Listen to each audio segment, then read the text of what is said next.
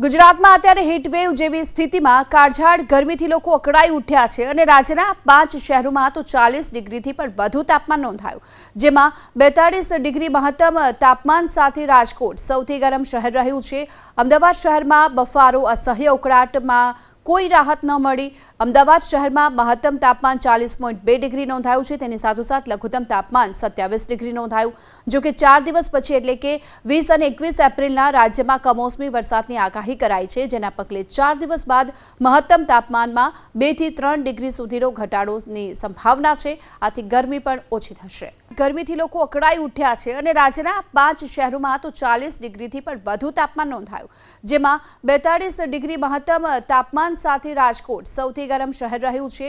અમદાવાદ શહેરમાં બફારો અસહ્ય ઉકળાટમાં કોઈ રાહત ન મળી। અમદાવાદ શહેરમાં મહત્તમ તાપમાન 40.2 ડિગ્રી નોંધાયું છે, તેની સાથોસાથ લઘુત્તમ તાપમાન 27 ડિગ્રી નોંધાયું। જો કે 4 દિવસ પછી એટલે કે 20 અને 21 એપ્રિલના રાજ્યમાં કમોસમી વરસાદની આગાહી કરાઈ છે, જેના પગલે 4 દિવસ બાદ મહત્તમ તાપમાનમાં 2 થી 3 ડિગ્રી સુધીનો ઘટાડોની સંભાવના છે। આથી ગરમી પણ ઓછી થશે।